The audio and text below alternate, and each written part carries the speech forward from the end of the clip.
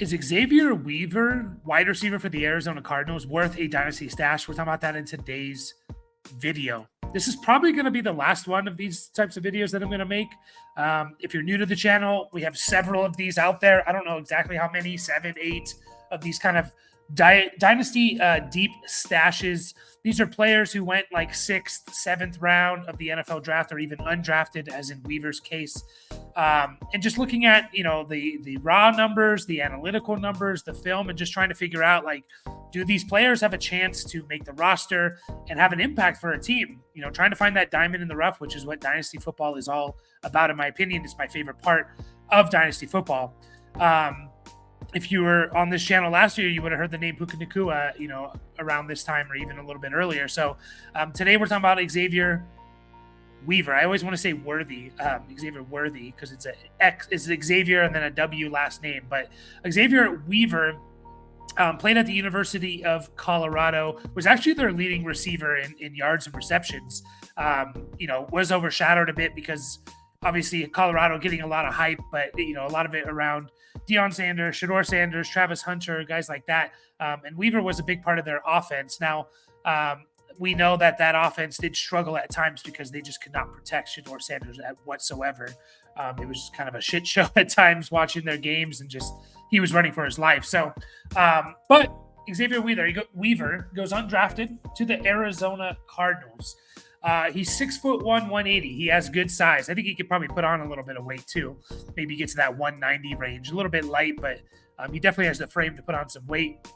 You see his 2023 numbers: 68 catches, 908 yards, and 4 touchdowns. You see his combine numbers here.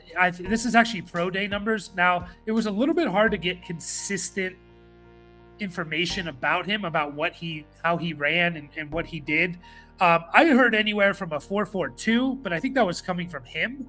And then the kind of the official was 4.47. I saw kind of anywhere between 4.42 and 4.47. I saw like all those numbers: 4.42, 4.45, 4.47. So he runs somewhere from a low to mid 4.4 40, which either way, whether it's a 4.2 or a 4.47, they're really good, right? That's a really good number. So I'm not too worried about if is it a 4.2. I said 4.42. Is it a 4.2 or is it a 4.4?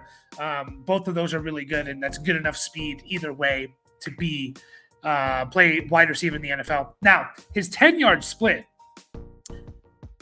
and once again, 10-yard split is how fast are you within the first 10 yards of your 40-yard dash. And historical data shows us that this is a better number to look at in terms of predicting success for wide receivers, tight ends, and running backs, right? The 40-yard dash is not as important as the 10-yard split is. Maybe you get a guy who runs a 4.46 or a 4.6 or a 4.5 as a running back, but their 10-yard split is really good. That's going to be more important because, again, if you just think about the NFL, how many times are you running 40 yards straight in a straight line? Very, very rare. It's a lot more common that you're running 10 yards in a straight line. So if you have that initial burst, that can make up for maybe a slower 40-yard time, and I think it's just more valuable. And his is at 1.48. Again, I don't know if this is official or not, but 1.48 is insane. I think that's like the lowest number that I've ever seen. And kind of going back and looking at, I've looked at a lot of historical data for draft classes, and the 10-yard split. Now, 1.48 is the fastest in this NFL draft. By far. Not by far, but the fastest. Like Xavier Worthy, the guy who broke the record for the 40-yard time and ran a 4.21, his 10-yard split was 1.49, which means that Xavier Weaver, if this number is true, his burst off the line of scrimmage is absolutely insane. And when you watch his film, you can't judge, this is how fast he is off of film, but when you watch it, you see that burst off the line of scrimmage. So, man, that's an insane number, and that is something to kind of keep an eye on. Like, again, the vertical for him as well, which is, again, one of the better combine drills in predicting future success for wide receivers, is good. I think it's in like the 70th percentile, so it's not like amazing, but it's good. It shows, explosiveness.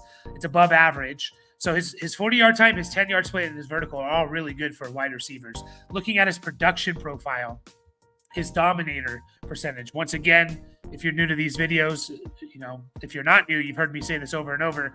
Dominator percentage is what percentage of the team's passing offense are you accounting for? Yards, passing yards, and touchdowns. Receiving yards, passing yards, or however you want to call it.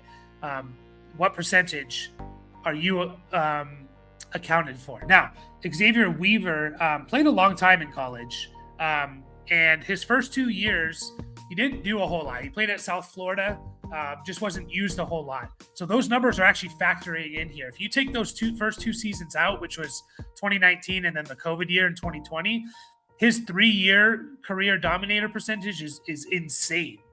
Is absolutely insane. His third year at South Florida, he accounted for 38% of their team's passing offense. His last year at South Florida in 2022, he accounted for 41% of his team's offense. That is insane. That's his single season high. 41% of South Florida's passing offense in 2022 went to Weaver.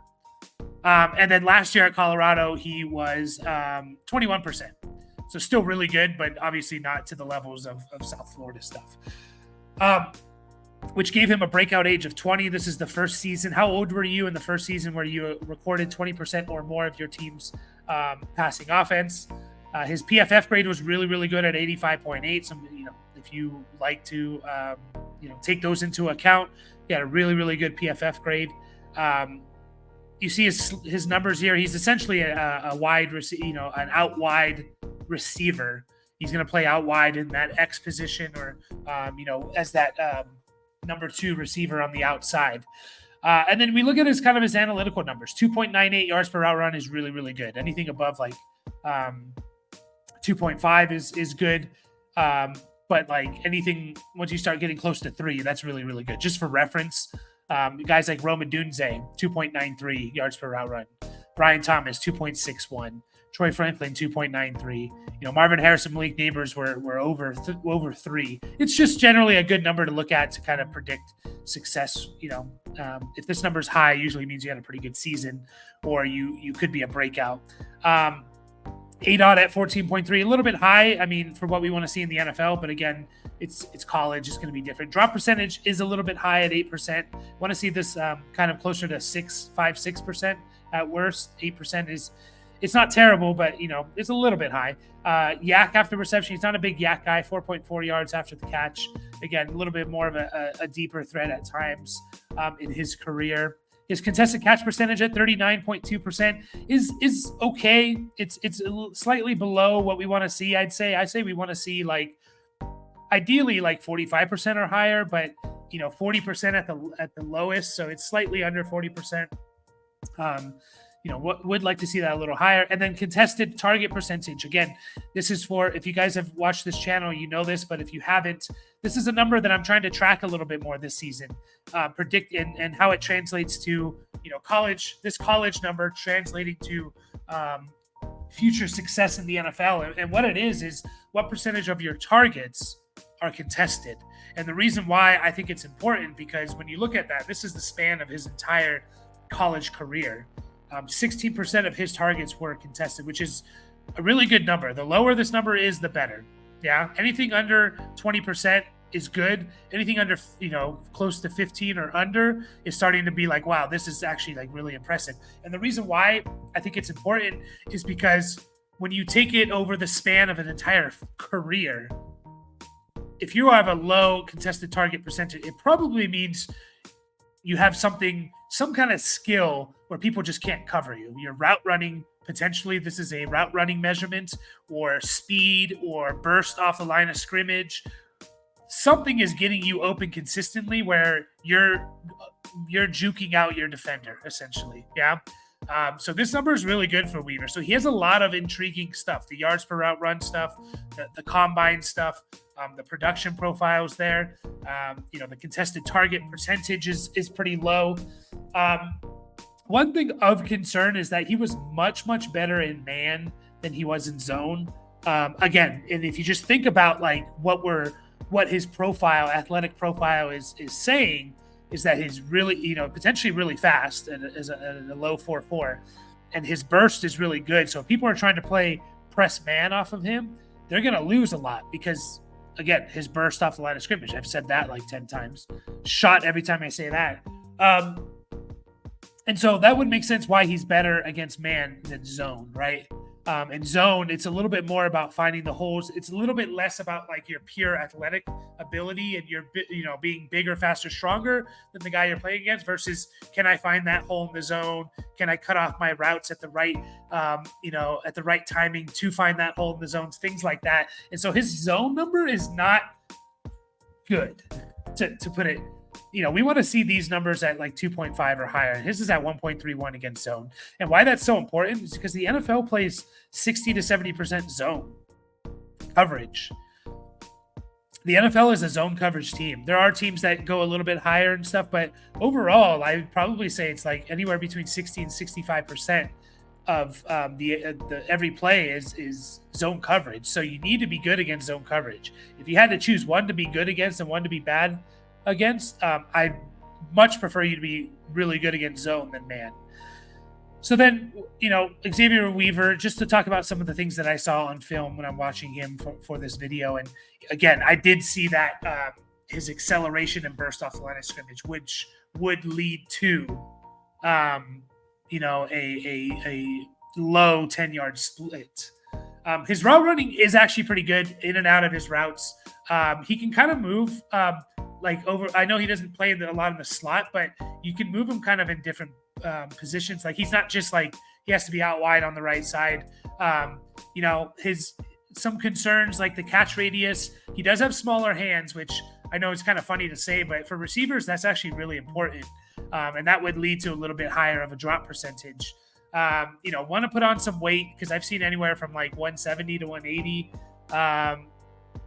And just like, can he develop into an all-around complete receiver, or he's just going to be like good for an NFL offense, great explosive plays, but not very reliable for fantasy football. And that's why we're watching this video, right? Is for fantasy football, right? So now he goes to the Cardinals, right? And one of the reasons why I think this is intriguing is because the Cardinals have a need for, obviously they have, Marvin Harrison Jr., who they drafted, but beyond Marvin Harrison Jr., like there are some question marks. Michael Wilson, I like his profile. He's a rookie that flashed and is going into his second year.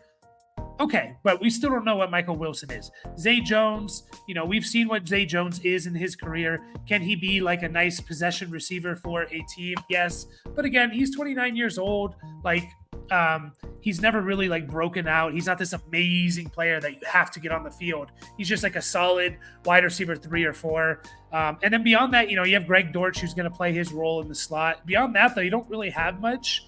And so, it's intriguing to see, like, can he fight his way on this roster, maybe make it to a wide receiver 4 spot on this team. And then if an injury happens, he gets a chance to shine or whatever. Like there's a path for him to, come onto the scene and have and be productive on a potentially good offense. So is it going to happen year 1 or is it going to happen at all? Unlikely. He's undrafted.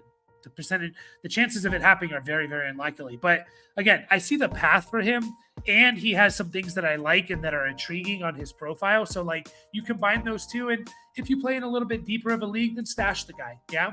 Stash him and see what happens. So